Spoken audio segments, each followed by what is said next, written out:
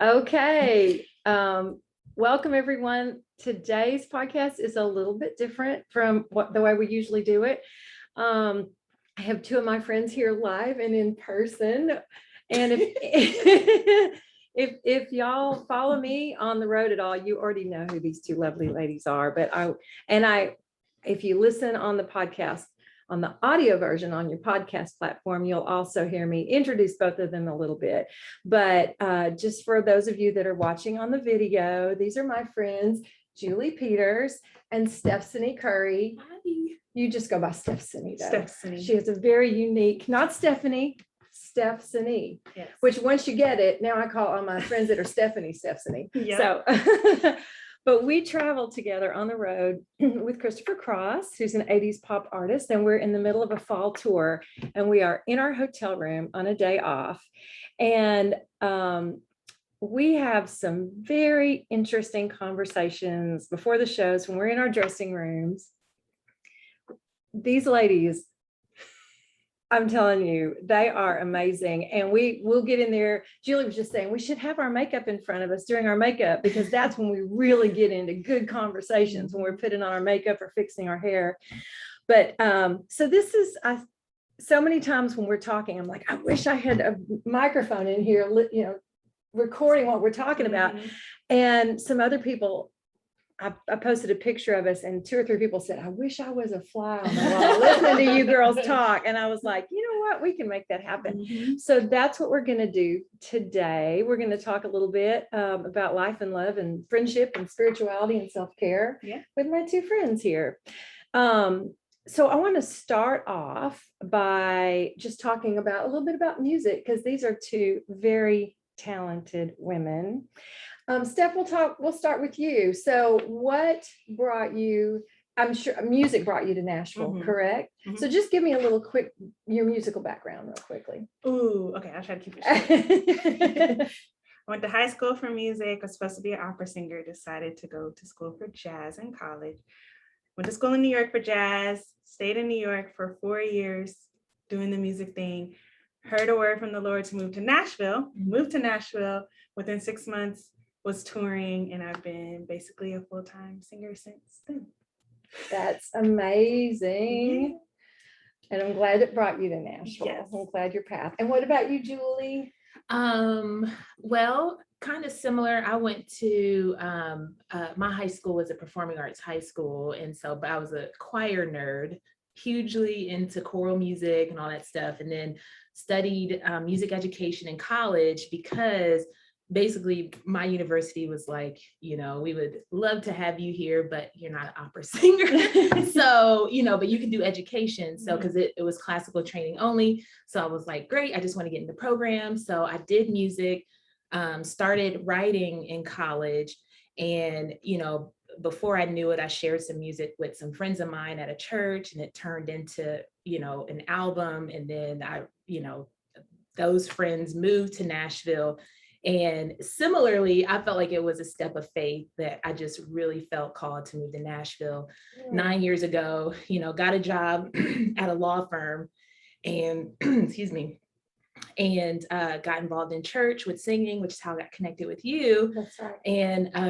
And so that's how I got to Nashville, and, and how that music kind of connected all of that, like through, that album that I was able to write and to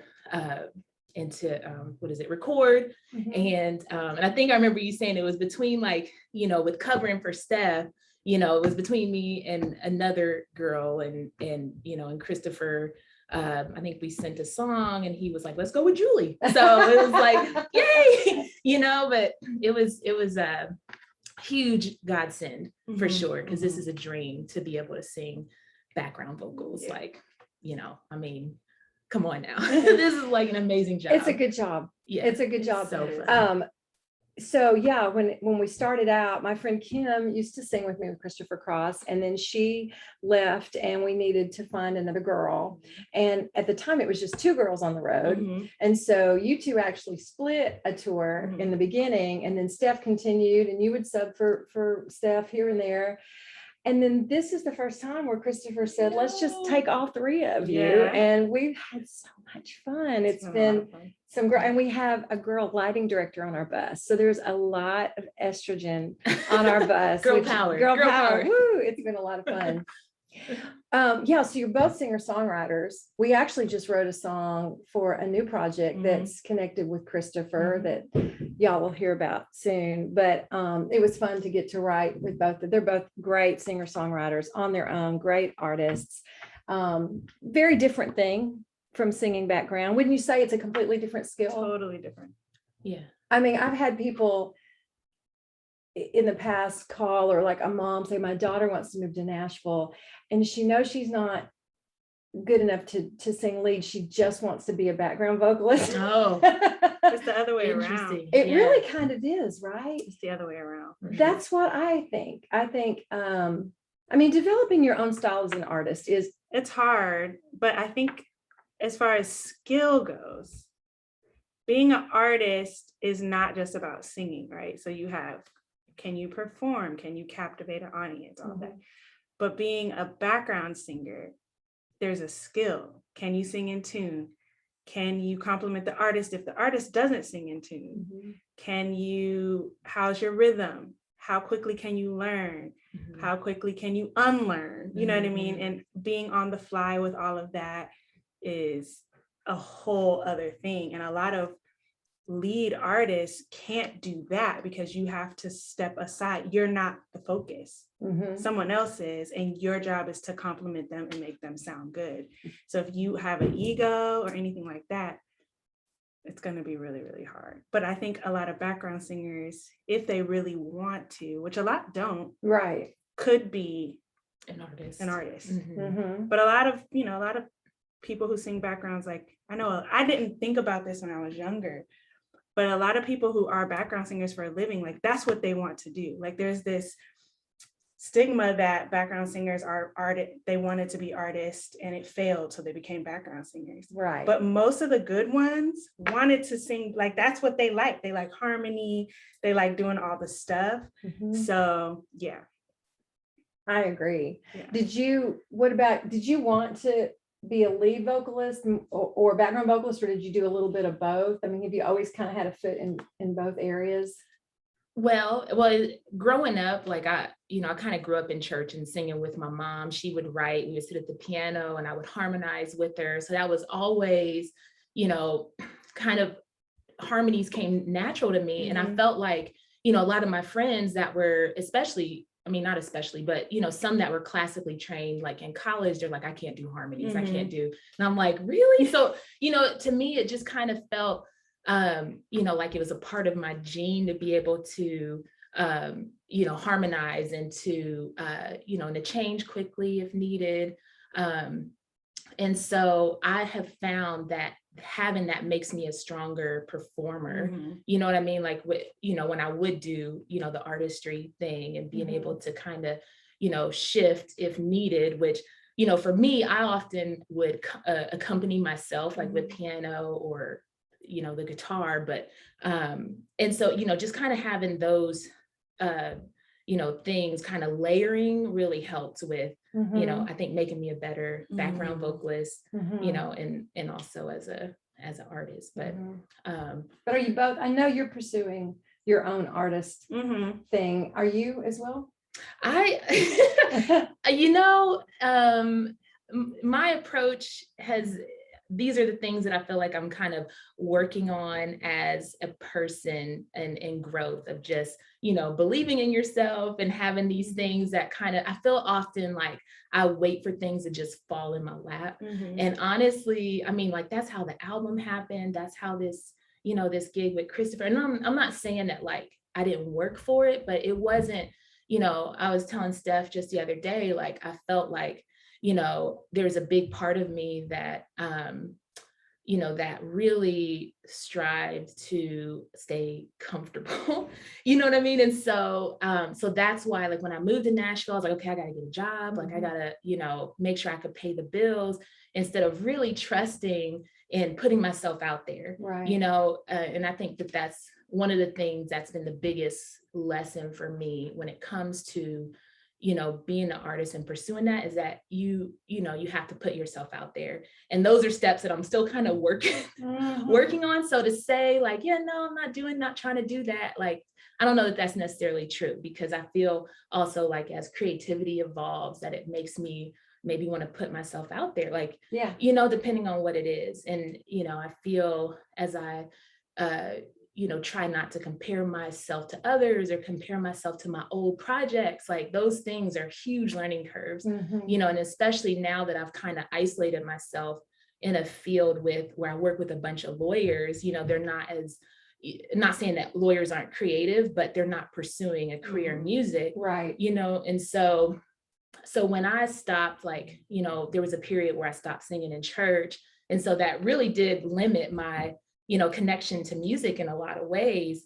And so I feel like those kind of connections, like hearing y'all, like, pursue your things, like your podcast, and like, like your fiance, like helping him write a Grammy nominated album. Yeah. You know what I'm saying? Like all those things are incredibly inspiring. And I see that as like an opportunity to continue, just that pursuit of what makes my heart happy, So whatever that looks like, that's like what I'm striving for. I think. But we had an episode a couple of weeks back on creativity and how, being creative is so good for the soul. And whether or not you're making money at it, like if you're doing it too focused on the end results, I think it kind of, do y'all find that can muddle things up sometimes? Oh, for sure. Yeah. You just got to follow your gut and follow the muse sometimes, right? Yeah, 100%.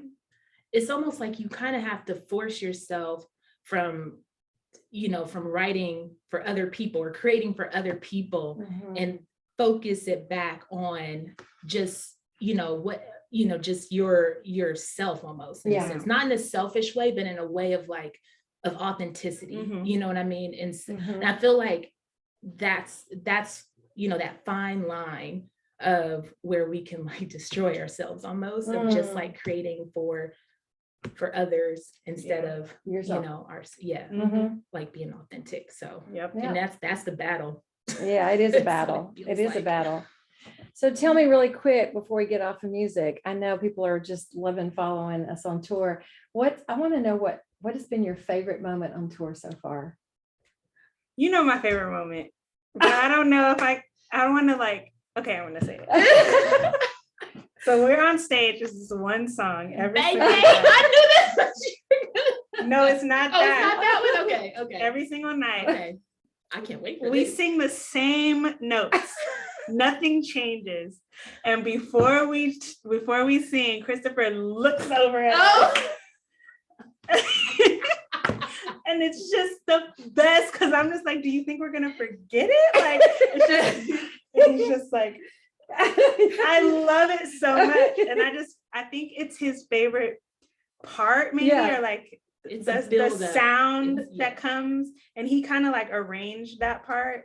And so I just think he really looks forward to that. And he looks over and he engages with us. Yes. And it's like one of the only times where he like gets really excited and looks over, and it's every night without fail. So that's my favorite part. That's so great. It is fun. It's fun to see him smile and look at us and just engage. What about you, Jewelee? Oh, geez. I think, does it have to be this tour, like this one? Or yes, like, I want to know what, I mean, is it the Walmart barbecue? Is Walmart parking lot barbecue? It's all so precious. Oh my gosh. We've had some fun times. Almost rolling out of your bunk. Seriously, oh my gosh, that PTSD. Julie's got a top bunk. The brains of the organization, and I decided that it would be best for the tall one to take the top bunk. And on the bus, and I am like fearful for my life every night, and I think I'm gonna roll out.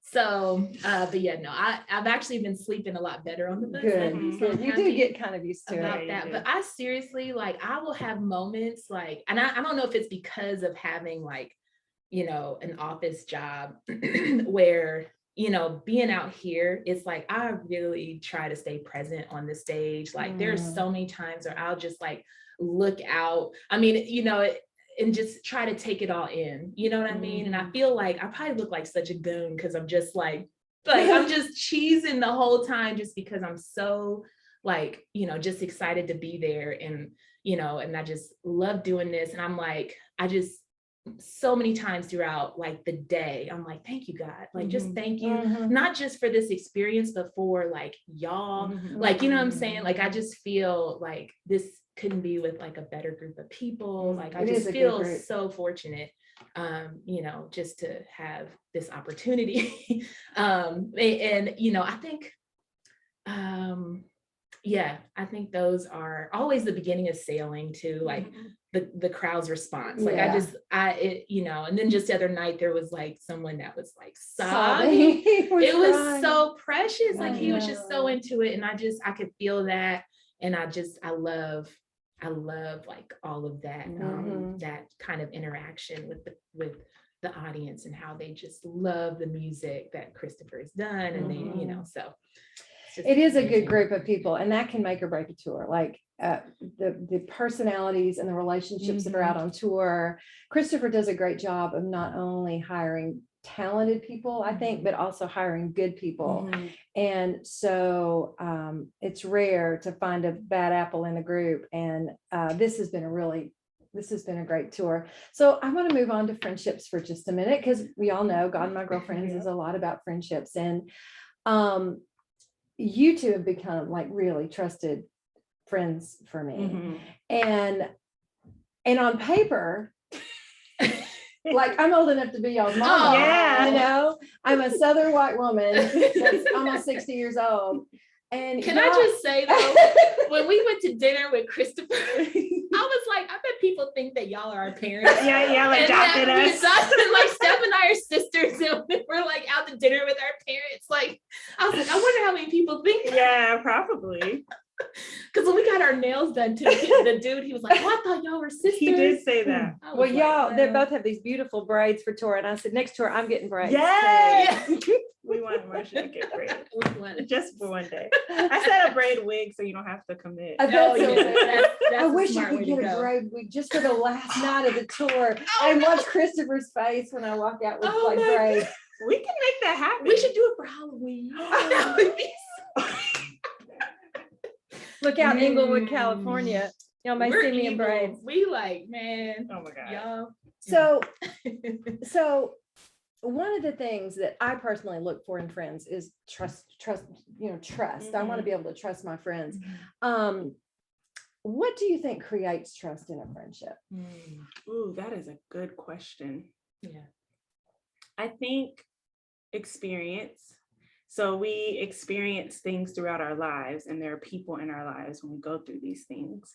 And I think as you go through things in your life, you notice the people around you that are there, that are encouraging, that aren't judgmental, that don't spread your business. And you realize like, okay, I can trust this person. And then, I feel like children are naturally very trusting, right? So we lose that along the way. But I think that there's always like a childlike part of us that connects to people naturally. And so you're like, I can trust that person. Like, I know me, obviously if you're healthy, like if you've gone through traumatic things, it's a different thing, but I'm naturally very trusting. So I don't approach a person and automatically think I can't trust you. I'm more of like, you have to do something to prove to me that I can't trust you. But even with that like initial blanket of trust, that foundation, there are people that build on that. And so then you have friends who I'm like, I can trust that. If I'm going through something, I can call that person, or that person's going to pray for me. Or like, if I'm sick, that person's going to bring me soup, like, and I won't have to ask. That person will drive an hour to come see me, you know what I mean? But that I think just comes from experiencing life with people. And yeah, that's where I think trust comes from. Yeah, I love that, experiencing life together, and I think that there's a level of authenticity that I look for in friendships, like, because it's one thing to, have a conversation with someone and they can tell you whatever you want to hear, but to have like where, I feel like what really makes me, feel at home and to feel like I can trust someone is like, like, are they being real with me? Like, and being authentic and, Mhm. which is, that foundation of trust, Mhm. and how those things can come out with you being able to express and to feel like I can be vulnerable with this person and there's no judgment, but there's, really, I mean, not even the advice, but sometimes just being there, it's like, there's so many things, being able to say like, right, like, hey, I'm sick, like I need to, and sometimes not even needing to say what you need, but just, having someone that can,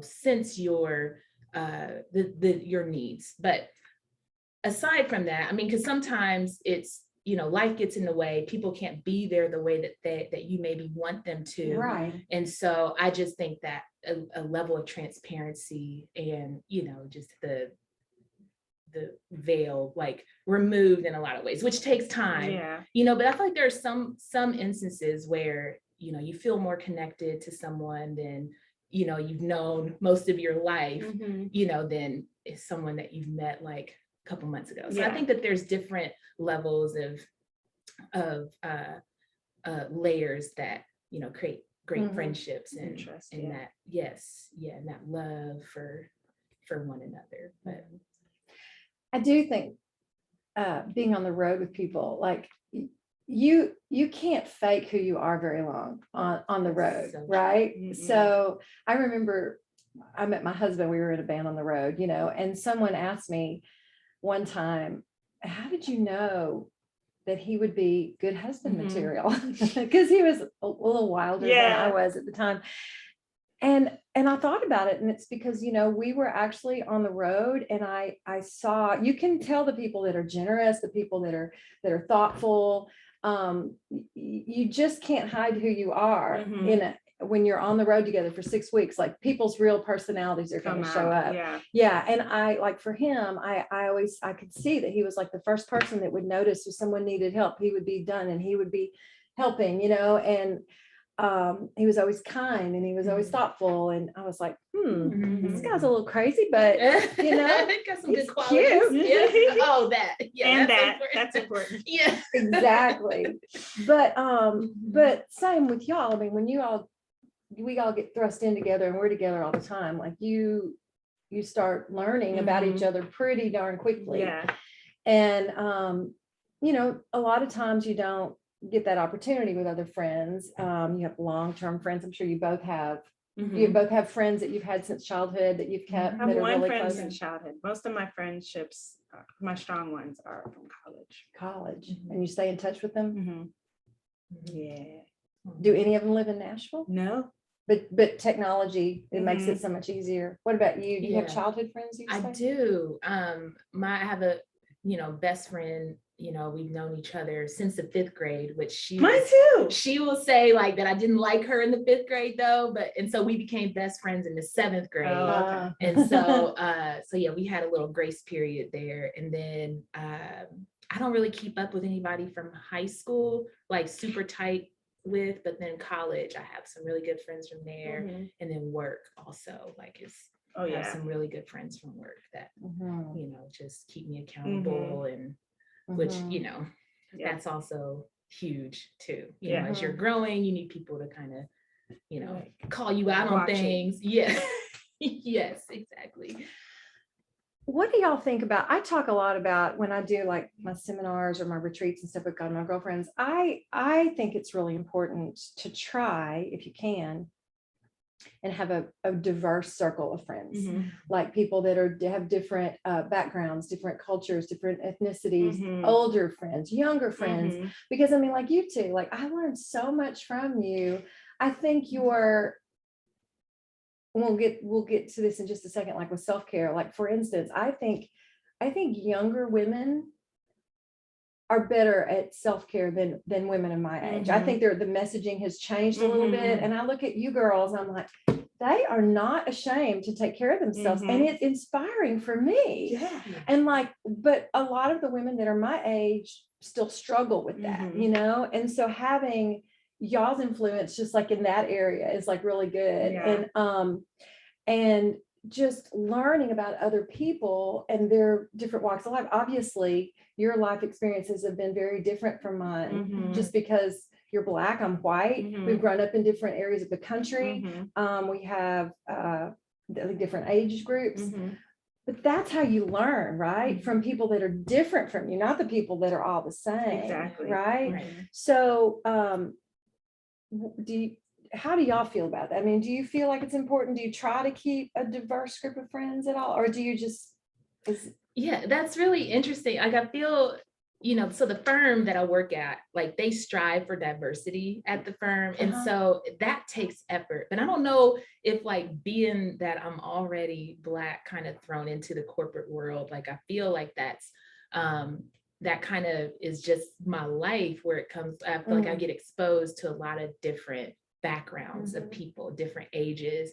And so, but I do think that it does take work to actually develop a friendship, within those circles for sure. Yeah. And I do find value in that. And like, I have friends that are younger than me that I'm like, I feel like you're my big sister, actually, or, what I mean? It's just so wise. And, and the same thing with, with older, like, I find a lot of value in just different perspectives and, in how people grow. I think that's just what's so, to me, that's so important is, growth and who can grow like with you in a sense. with you? Yeah, growing together. Yeah. And whether it's like you're in your own lane or not, like I love, like I just feel like I connect with people that are on that growth, journey of self-care, which is a lot different from, taking care of yourself physically. You know what I mean? I think that there's a difference between treat yourself and taking care of yourself mentally. That I think is can get confused a lot with, and not saying like taking care of yourself physically isn't important, like getting facials or your nails done, or but you're right, that's what some people think self-care is. It's like, okay, I'm going to take some time to go get a pedicure and that's my self-care for the week. But real self-care, that's hard. That's not pampering. It's literally, to me, I think self-care is spending time with yourself. Ooh. And in a way that you they agree out there, that horn out there. We are in a hotel on the first floor. But like how that is that spending that time with yourself to really, I love what you said about in one of your podcasts about journaling and how oftentimes when we're thinking through things, we're not completing our thoughts. And so when you're writing down, you're actually able to process things, and to know your self-awareness is just, I think, really crucial in figuring out who you are, what you want out of life, what you stand for, who you want in your life. You know what I mean? And oftentimes we just don't spend enough time asking ourselves those kind of questions. It's just, we just let things happen to ourselves instead of taking a little more initiative and responsibility for how we are growing as people and how we care for ourselves and the things that we say to ourselves. Like, you know what I mean? Like a lot of the things, like there was a cute meme that someone posted, like, don't talk to yourself like you wouldn't talk to your dog, or like, because you're always like, come here, baby. Like when you have like a cute pet and it's like, you're just so sweet and gentle to things. It's like, be that to yourself too. It's like, that's the most important conversation that you have is like, how are you talking to yourself? What do you say to yourself when you mess up, or when you, if someone like, criticizes you, or, how do you take that kind of information? And, and so those kind of things that you can spend time and ask yourself, I think it's really crucial to, really converting positivity, positive energy into your life of like, okay, I need to be kinder here first and here, than to worry about what other people are. What about you, Steph? What is self-care? Like, what is your like go-to self-care thing right these days? Self-care is alone time. Ooh. It's just, I'm notorious for, I have a day of the week where I'm busy. That's it. Just one day? No, like you asked me if I'm available, I'm busy. Oh. And that means I'm chilling. Yeah. So you intentionally schedule. I believe people should treat time alone and time doing what you want to do, like your job or like a scheduled appointment. It can't be canceled, like a doctor's appointment. I can't cancel it because it took me 2 months to get on her books, or you know what I mean? Right. So, you know, on my scheduled me day, I don't do anything that I do not want to do. And it doesn't matter if, and even if like a really great opportunity comes up, I need to want to do it in order for me to take it. And that has changed my life. Like, wow, I am so much happier.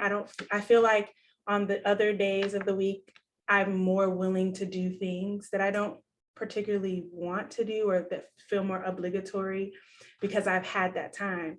And those days look different. Like some days I literally watch Netflix from the time I wake up after my devotion till I go to bed. Some days, those days include getting my nails and hair done. Some days, those days just include going for walks or reading or going to the movies, hanging with Saran. But if I don't feel like hanging with Saran, I don't. You know what I mean? There's no obligation. Someone invites me to something on that day and I don't feel like going, I'm busy. That's a step day. Yeah. And I even tell people when they're trying to schedule things with me and they're like, oh, what about this day? And I'm like, oh, that's my me day.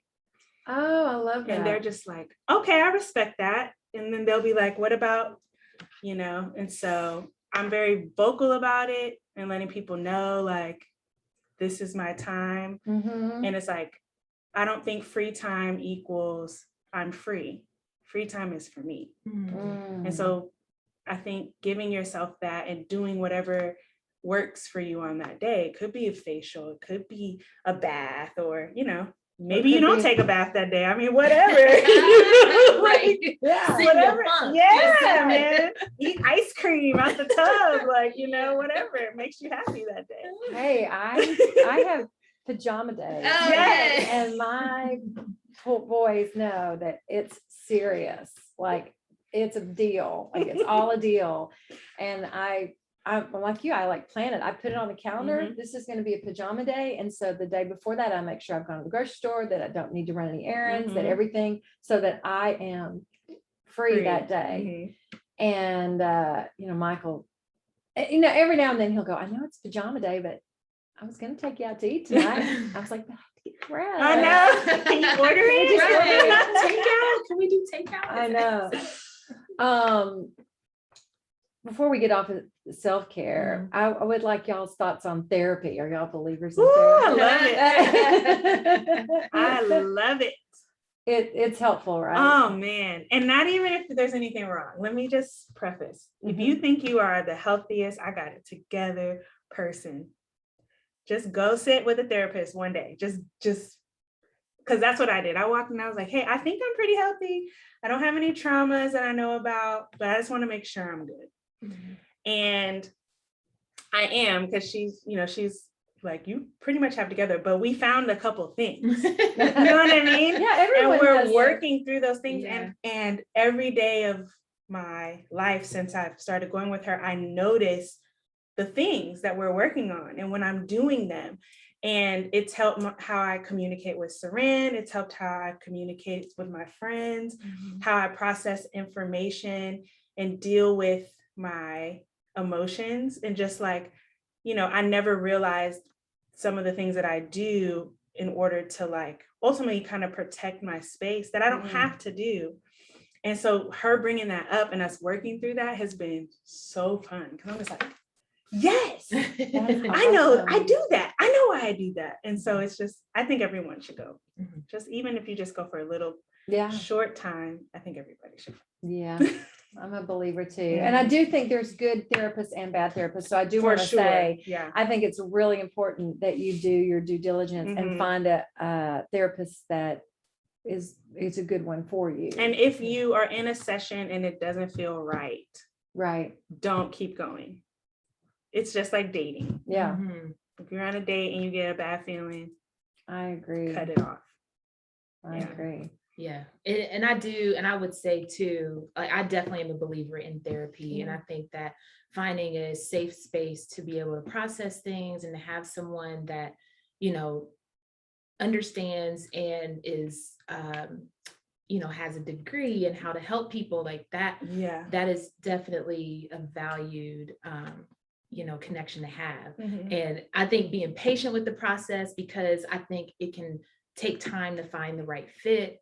And, because it can be exhausting to feel like, you have to keep sharing your stories over and over, you know what I mean? Just to kind of try to get to know, like, if this is even a good fit. And so that's where I find a lot of my frustration with therapy is just finding the right fit. Yeah. And, and also, like, location is a big thing too, like where they're located. But now, digital technology has been really great. So you can, virtually meet, which, really helps with, and limits, not excuses, but limits, making, like, I'm not going to go with this person because they're too far, but I have several friends that are therapists and they are still doing it online. So I think one important thing with therapy when you're starting is making sure you're keeping your slate neutral. So like, you can go somewhere and be like, I don't like them, but it's because they were saying stuff you didn't want to hear. They were calling out some things in you and you're like, nah. And so you hop around and you can never find a person, because whenever a person tells you something and you're like, nah, but they're actually like doing their job. I know I have a couple of people in mind that are constantly going through therapists for that very thing. They're like, they don't know what they're talking about. Right. They don't know me. Okay. Yes. Yeah. All right. Well, let's jump to like spirituality. I know that both of you grew up in Christian households. Do you still consider yourself a Christian? I do. And do you? Yes. You do? Yes. Yeah. I know that everyone's journeys are different. Julie and I talked, we've been going somewhat to a similar church here recently. She's been kind of coming in and out of the church that I've been going to, which is a more progressive Christian. And I think maybe Steph, you're a little bit more, I don't know where you are, but as far as spiritually, I mean, we talk about this. I know that you are a deep, deep believer.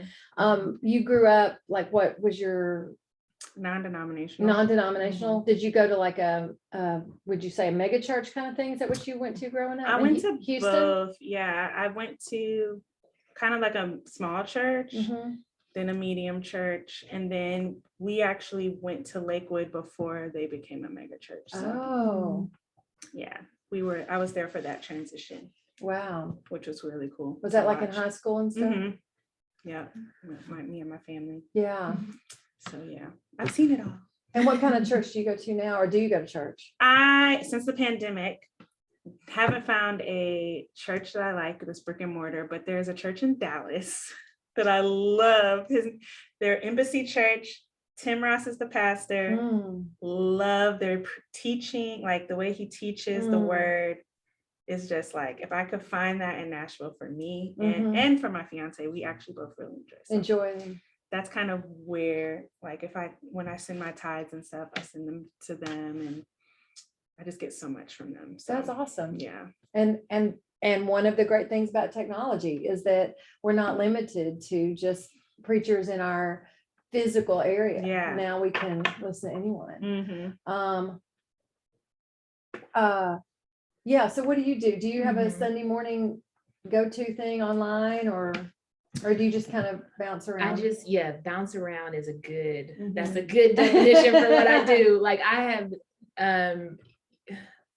nothing really consistent, but I do since the pandemic especially, I will look at sermons on YouTube or whatnot, and I oftentimes find myself listening to like TD Jakes, just his teaching and the way that he's pulls things together is just really just rich and and helpful. But so I've had you know, just a journey.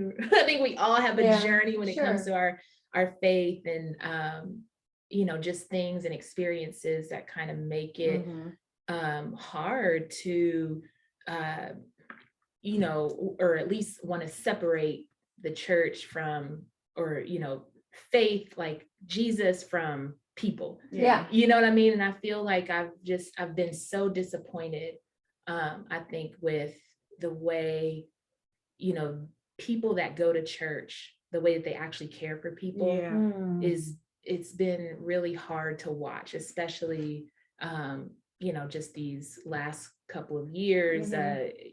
I mean, everything from, you know, from Trump being elected, you know, to feeling like there was no support from, you know, non-denominational evangelical churches.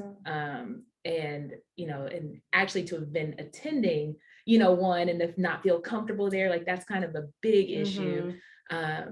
And, you know, and also, you know, my mom, she converted from Christianity, which is where, you know, I was raised in the church, and, you know, went to church pretty, you know, religiously with my mom. She converted to Judaism. So she doesn't believe in Jesus anymore, doesn't believe that he was the son of God. And so that kind of hit at the same time as Trump being elected. And so it just really scrambled a lot of things for me. And so I feel like I'm kind of finding my way back, and I've always been open to, you know, just to God's word and, you know, sermons and things that really help, you know, my relationship with God and with myself. And so, so yeah, it's just, you know, I just think life is like a roller coaster. I think that things happen that kind of make us, you know, reevaluate everything. And why do you believe what you believe? And, you know, all those things are part of what strengthens us. Yeah. I was listening to a podcast this morning, and they were just talking about the how Christianity has sort of, I mean, there's always been somewhat of an umbrella. There's like Christianity, and then there's, you know, all the different denominations and different sects of Christianity, and they don't always all believe exactly the same thing, but they're always considered Christianity. But the divide in Christianity, especially since Trump was elected, has really caused deep divisions in churches and leaders. And so it's hard for me sometimes to tell people I'm a Christian, because I feel like they want to go, what kind of Christian are you? I mean, like, what is that? What does that even mean? And I was actually reading a thing this morning. I was going to just read a little bit to you guys and see what y'all think of this. So it was a blog I was reading. It says the U.S. church has whitewashed and Americanized a Christian faith that was born in the Middle East and Northern Africa, and it's practiced passionately all over the world. It's not just an American thing. When we talk about whitewashed or Americanized Christianity, we're talking about a gospel that teaches people that white American culture is normal and ideal. Furthermore, to whitewash Christianity is to suggest to non-whites around the world that the right way to be a Christian is to adopt worship styles and customs that are attributed predominantly to white communities. This harms both white and non-white Christians. It robs non-white Christians of their culture and community, and blinds white Christians to the rich diversity within God's kingdom. Do y'all agree with all of that? Y'all were nodding the whole time I was reading. 100%. Yeah. Just like, you know, it's interesting because when you're Black and you grow up in a Black church, I never thought Jesus was white. You see what I'm saying? Yeah. Like I've always known that the pictures of Jesus were wrong. They're not. That's not what he looks like. Right. And just that's just like, it's common knowledge. You know what I mean? Like, it's not like a shocking, you know, like, oh yeah, you know, like you think like where the Bible takes place. If he were white, he would have skin cancer. You know what I mean? It's just like the sun would have cooked him up. So it's I'm just telling like, you, Jesus looked a lot like Brad Pitt in our church. It was blonde, blue-eyed, very handsome. Oh yeah. yeah. And it never even occurred to me growing up that that's not what Jesus looked like. When I finally like registered to me one day, I was like, holy cow, who thought that was a good idea to draw Jesus like that? That's crazy. And the crazier thing too is, you know, as my parents, one of the things I loved about them was they let me and my brother ask questions and like challenge things. And so one of the things, especially like I've been to like Pentecostal services, you know, learning that a lot of worship styles that are here are actually derived from pagan worship styles in other places. And you put side by side a Christian worship next to like voodoo worship and turn the sound off, it looks the same. So it's like understanding the influences of how we have decided to worship and realizing that it really is the heart and what you're doing on the inside when you're worshiping, because when you're just going through the motions, those things were influenced. I feel like a lot of what Americans don't think about is our culture is influences from other places. Like we don't have just this is what Americans do. You know what I mean? Well, that's right. Because we're a hodgepodge. Exactly. And so that trickles down into everything that we do, including the gospel and how we tell the story even, you know what I mean? And so doing your own research and learning, trying your best. I mean, obviously if you didn't, you know, major in Hebrew and Greek, Yes. but trying your best to learn what the original text actually said and the contexts in which they were written, and the fact that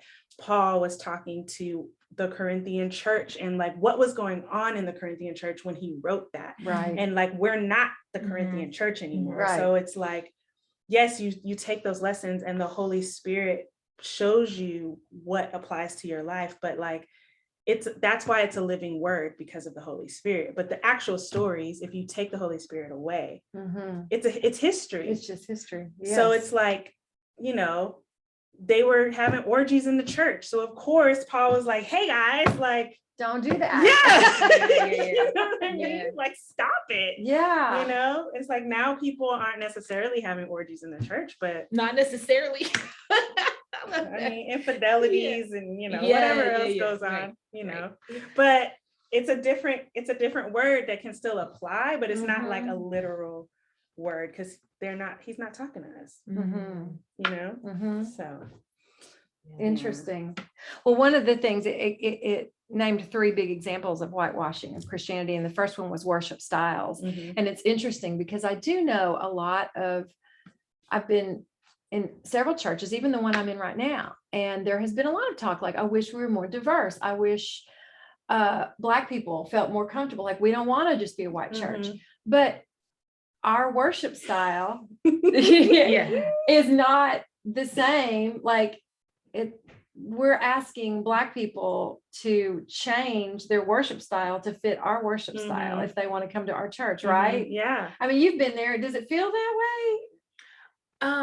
Well, and it's funny because I've been to churches where, right, like that's kind of the idea of like diversifying the congregation. And so it's like, how do you do that through music? Right, exactly. And so I think of like, you know, the Lakewoods where they have like an Israel Houghton, you know, as a worship leader, like just they diversity. Have like gospel, like they have CCM.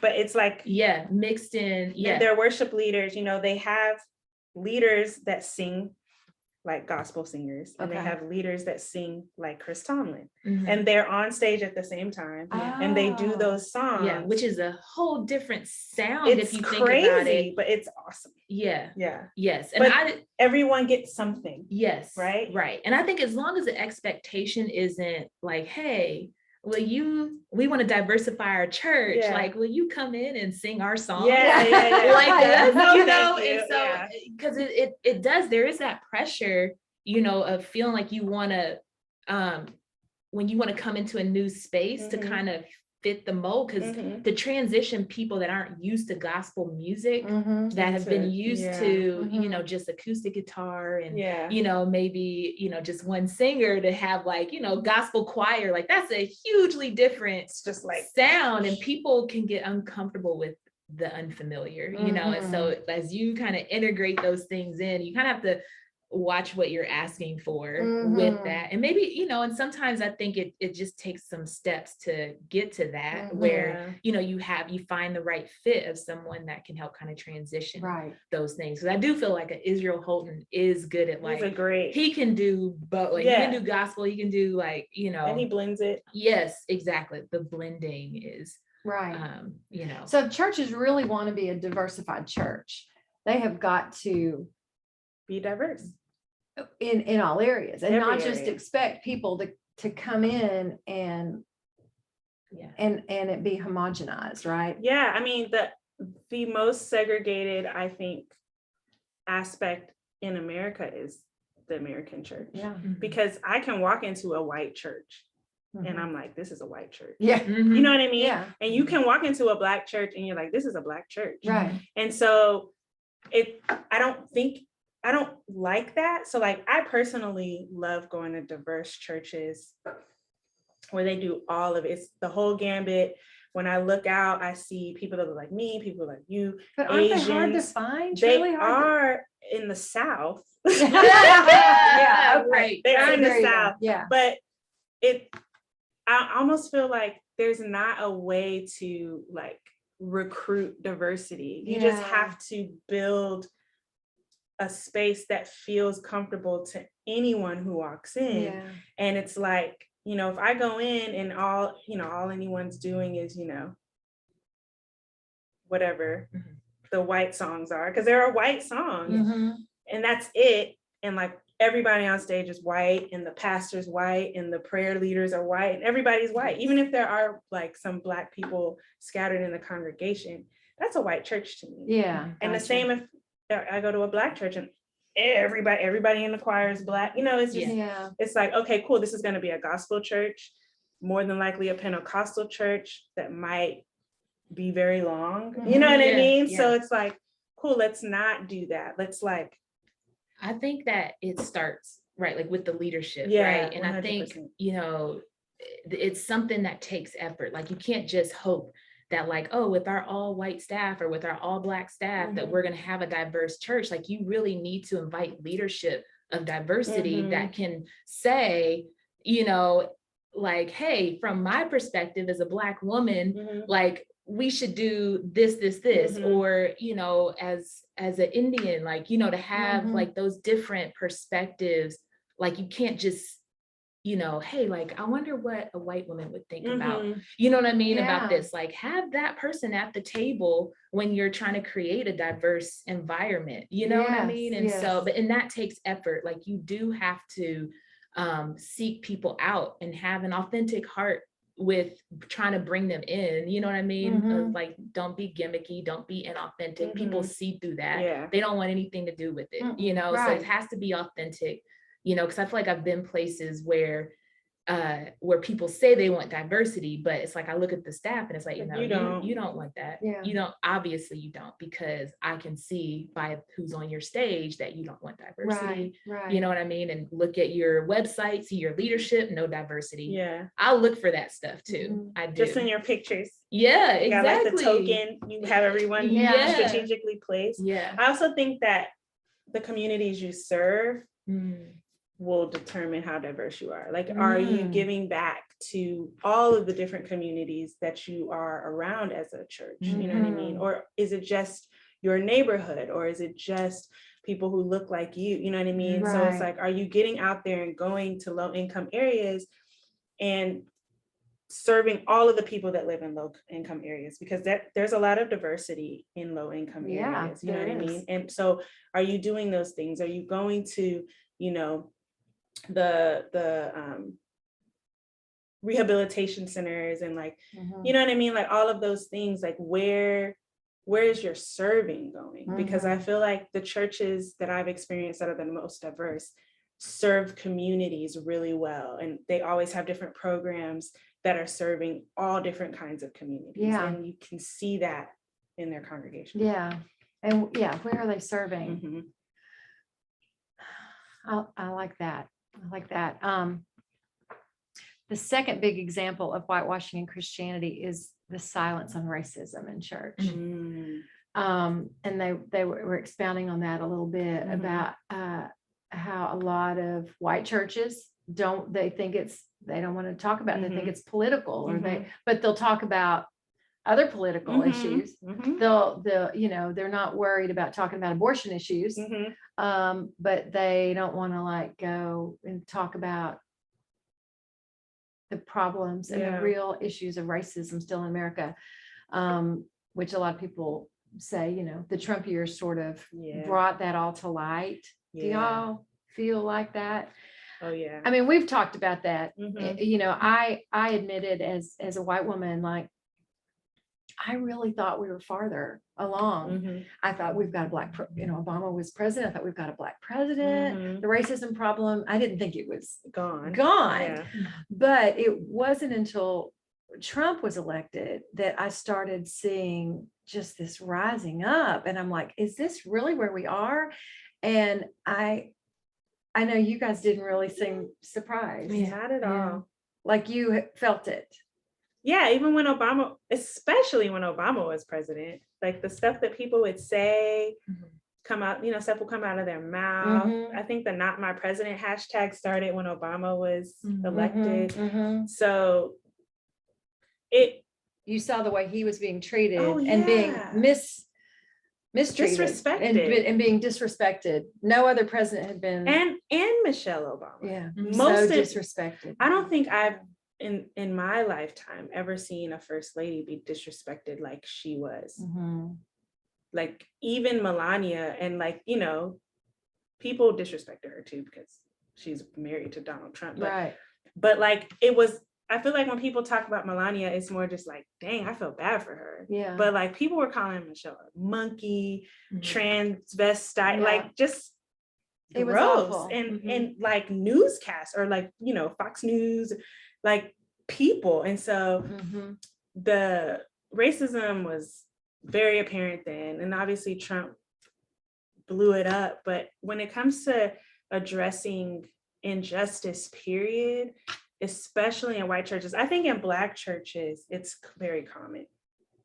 Is it talked more? It's talked about way more. And so, but white pastors kind of not talking about it is interesting. And I do remember there was one pastor I have a lot of respect for. I won't say who it is because some people don't like him, but he, around the George Floyd time, actually brought a Black pastor in, and they had a discussion on stage about what was happening.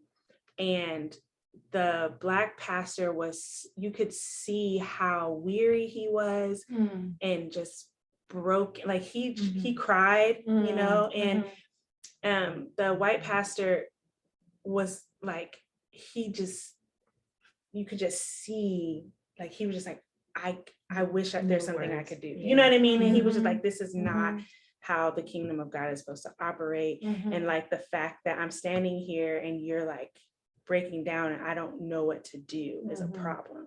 And from that point forward, I've watched that pastor's church transform, just like the diversity on stage, like the programs that they've started to do, and just like so much more inclusivity. And I believe that pastor's heart is a good heart. I don't think he even realized or recognized how white his church was. Yeah. Until, it was, he saw this thing and he's just like you, probably his eyes open, like, this is a problem. And then bringing in a colleague and being like, we both are very successful pastors, and the way that you are feeling about this right now, I should feel that same way. You know what I mean? And so it was beautiful to watch, to be honest. That, what you're just describing within that church is similar to where I talk about with friendships. Like, if you aren't aware, we're in our bubbles. Like, we get in our little religious or political or cultural bubbles, and we just don't understand what other people, what they're dealing with, Mhm. other people that aren't in our bubble with us, Mhm. right? And so how do we break those bubbles? We gotta talk. Yeah. I know one of my close friends, she's white and she's a Trump supporter, which you would think, like, how can you be friends with a Trump supporter? But Well, I didn't know she was, but we're still friends. Yeah. But George Floyd happened, and like all of the emotions, and this is something me and Saran talked about. You, as a Black woman, I didn't realize how much I was carrying, right? Of seeing this type of thing that happened to George Floyd happen over and over and over again. And then seeing him actually die, because I've never seen a person be killed. Like, who has? And the rage, right? And just truly, having to seek within yourself, like, okay, Jesus, I know I'm supposed to love everybody, but like these white people you created, I don't know, and having zero tolerance, like none, you know what I mean? And she reached out and said something, and I was just like, I don't have the capacity to do. I'm like, you need to go research. Like, she was basically trying to ask questions about like how, she could be an ally or whatever. And I was like, go Google it, and we got into she was like, I'm trying to be, da da da da, and you shutting me down. You won't even talk, da da da da da. And I was just like, bye, And she eventually ended up. Oh, and she pulled the like, I have Black friends, and I'm asked one of my other Black friends, and they didn't respond like this, and I was just like, go talk to them then, like, And eventually she came back and apologized because someone checked her. I think one of her like white friends they were just like, And so she called me and she was just like, I just want to apologize. I was being so insensitive and just, whatever. But I think that is how you break the bubble. It's like, you have to have uncomfortable conversations. And I think it's on both sides, but I think mostly trying to learn the experience of people outside of your bubble. And the controversial thing, I think, is that as Black Americans, we have had to assimilate to white culture. right. So I don't know everything that you've gone through as a white woman, but I have experienced a lot of things. Just like I see what kind of privilege white people have, and like I have to be in white spaces and switch it up, you know what I mean? And like, I've had to not wear my natural hair when I go to certain places because I'll get treated differently and that kind of thing. So that was one of the biggest things that I learned from you. It's like, wait a minute. I mean, just as we were getting to know each other, and I think as you were starting to trust me to open up about conversations like this, it's like, I was like, wait a minute, you have to think about how you're going to wear your hair into certain situations because you'll be judged differently. I mean, yeah. And so like having those conversations so that in the same way that we have to learn, or we have had to grow up in and assimilate to white culture, other cultures learning what's in our culture, and it's like, great example of, people be like, oh, Black people are so ghetto and loud and don't know, I was in Nashville, and if you see this, I'm talking to you. In Nashville, having a nice brunch outside. This truck rolls by, and water's leaking out. It's like a pickup truck. Water's leaking out the back. There are men sitting in the back of the truck, and I was like, did they make a pool in the back of the truck? And so you look at the truck, and they have lined the back of the truck with plastic and filled it with water. And there are like 6 grown men sitting in the back of the truck drinking in a truck pool. And both me and my friend were sitting there like, if that were 6 Black people, people would be like, oh man, no class, ghetto, that's so ghetto. Same, downtown Nashville, same thing. Yeah. Same thing. Yeah. You see what I'm saying? And so it's I see it now. It's crazy. And it's just like, no, Black people aren't necessarily any loud. Like, we can get loud because we're passionate. That doesn't mean that we're ghetto or we don't have any class or we don't know how to act in public. Like, I mean, and if you go to other countries, a lot of their perspective of Americans. Yeah, like is, we're y'all ghetto. loud, y'all have no, like, you know what I mean? Right. Like, As a they're collective. obnoxious. Yeah.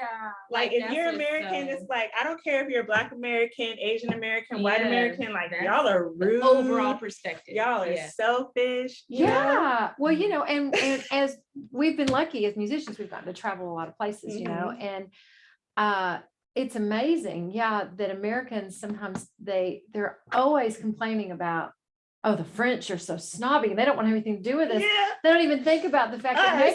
maybe we're going in there being big, loud, obnoxious Americans, and they're just like, I can't with I can't y'all. do it, I dude. can't, you know, Ugh.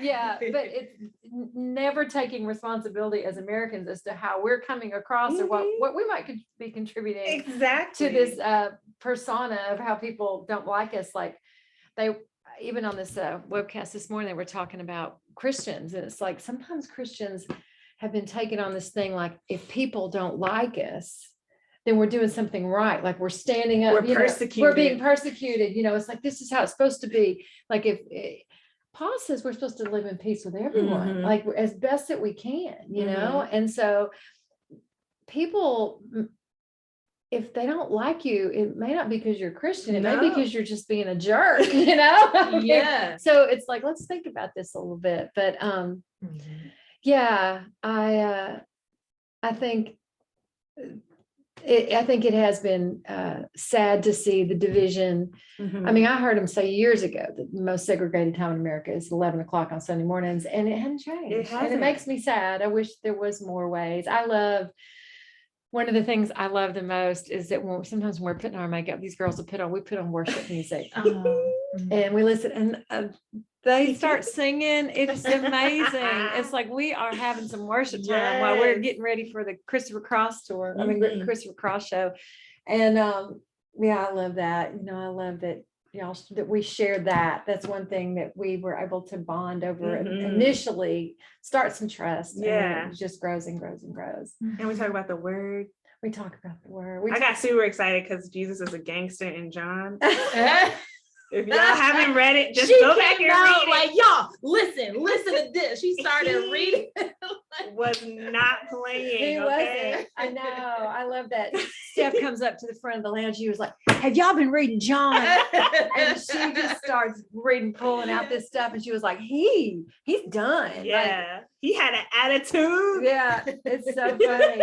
When you start reading the Bible and bringing the words to life, when you start asking the Holy Spirit to bring this to me. And one of the things I love about the Bible, I mean, somebody said the Bible's like the ocean, like you can just dip your toe in it and you can get refreshment from it. But also it's so deep that you'll never, ever get to the bottom of it. Like, that's good. I know. And so that's the Bible in a nutshell. And the more I read the Bible, and I know you guys probably feel the same way as we get older, like certain things that revealed to me in certain verses when I was younger, like it meant one thing, and then as you get older, it starts changing and it starts becoming deeper, and you're just like, what, you know, it's like one day you're reading and you're like, oh, I missed like that. this tone right here. This is so awesome. Yeah. And I love that the Bible's that's the holiness of the Bible. It can speak to each one of us where we are, like in almost different ways. It does. That's why I feel, you know, it's hard when people want to debate, because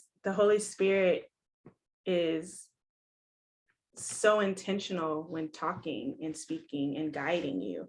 And so we could be reading the same passage and the Holy Spirit is like, okay, this is For yours you, and yeah. this is for you. Yeah. And it's like, y'all are reading the same words, but the message is different at that season, and that's okay.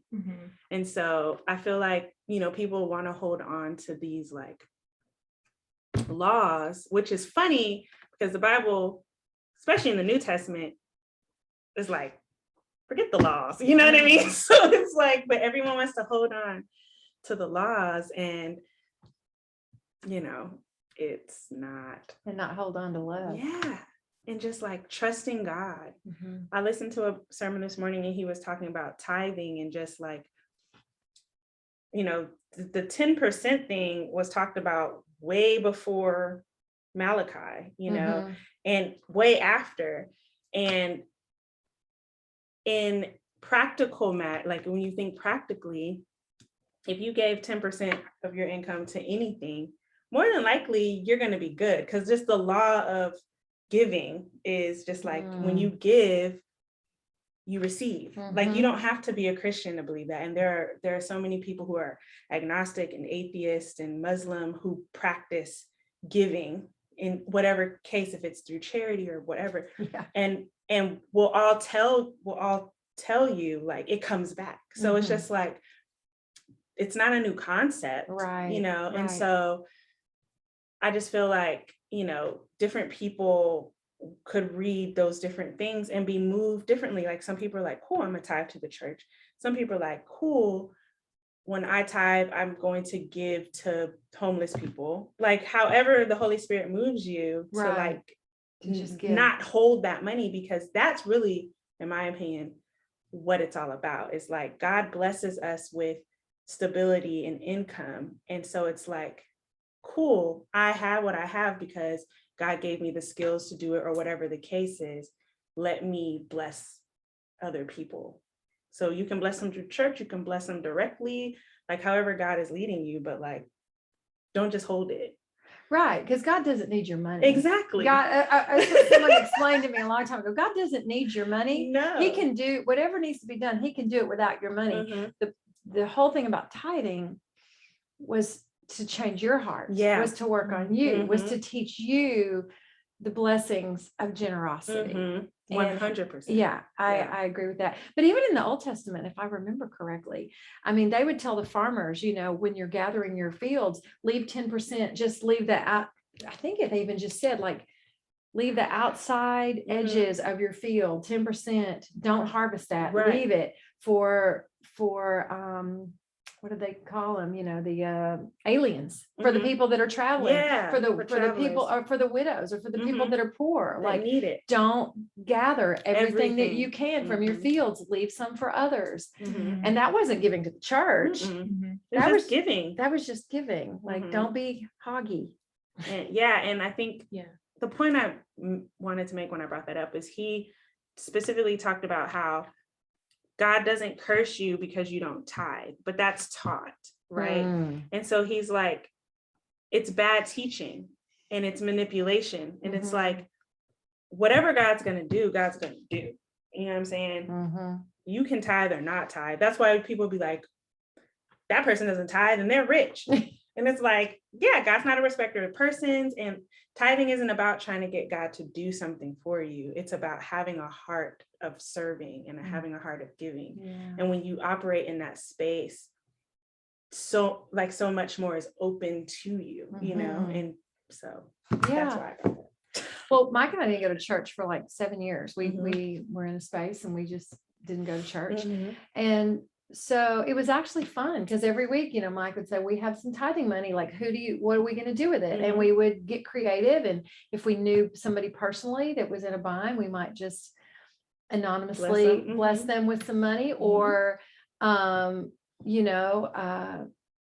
just different things that different organizations, Room at the Inn, or different things that we wanted to be a part of. Our friend Bryce Long has a back-to-back foundation, so let's just give some to this. Let's give some to this, Now I'm going to a church regularly, and we've included that in part of our tithing, but we don't give all of our tithes to the church. We still kind of mix it.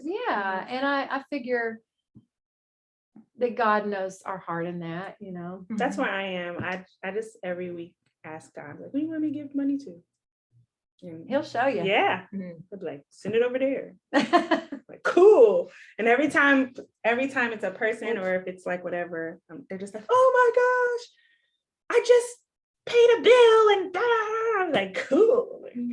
I know. So it's really great. Cool, right? Yeah. It's really cool. Yeah. There's this one website that Mike found. It's called Purposity, I think. And I'm going to put a link in the show notes to this because it's really cool. You just go in there and it has all this list of real needs around Nashville. Like this family needs bedding and I'm not sure how I think they gather some of the information through schools and different things, but you can actually go through and this family needs a microwave. This family needs this. And you can actually go pick and like and like, I'm going to gift them a microwave this week, or I'm going Yeah. to gift these children, they need socks and underwear. I'm Mhm. going to give, it's like tangible things Oh, I that love you know that. what they're doing. So it's a really cool thing. And Mike's like, he'll come out with the computer sometimes and go, look, you want to pick out a few of the things we can give to some people, you know, and it's, that's so cool. it's neat. You see more of a tangible gift Yeah. than just like, I'm just going to hand somebody $20 Yeah. and don't know what they're going to do. They're going to buy beer with or whatever. Right. But, well, you know what, golly, y'all, we've been talking a long time. How So long? an hour and 15 Oh, minutes. geez. I know. I I'm know. gonna have to edit it now. I am gonna, well, I don't know if we're gonna edit it this way, but I hope this is good. We use it a little different, but anything else you guys want to say before we end our little conversation? Why y'all looking at me? It's because this corner got a little quiet at the end. I'm taking it all in. Okay. You know, I think that, and Well, that's Steph was preaching. I think that's what's so beautiful about the diversity of friendship is just, you know, the things that, you know, we bring to each other's lives. Like I often feel very hesitant about like tithing and things like that, just because I feel like,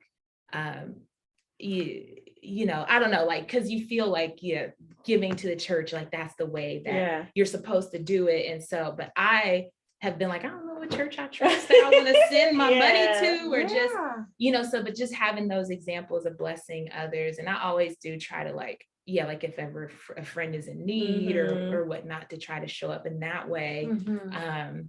But yeah, so I just love like, yeah, hearing everything, you know, just God's love and how he, you know, uses all of us, you know, for bettering ourselves and bettering the community, bettering other people, loving well, you know, so. Yeah.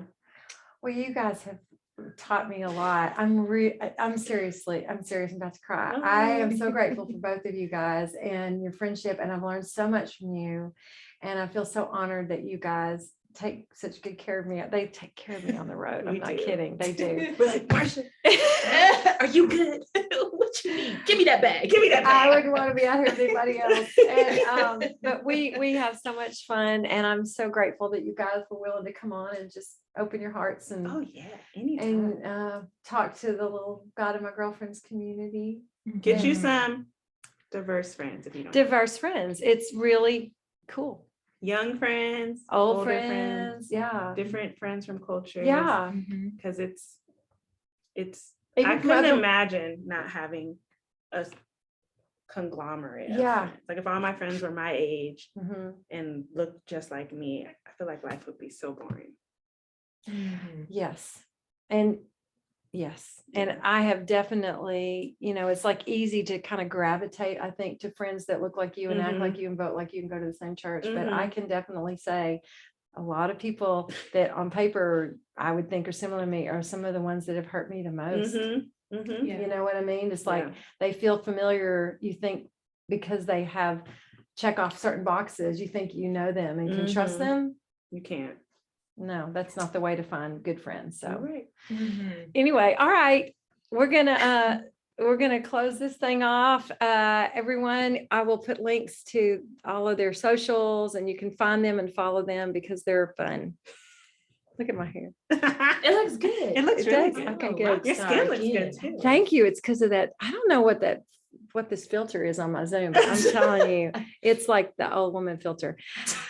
Y'all don't need it. All right, we're gonna say goodbye. Bye, girls. Bye.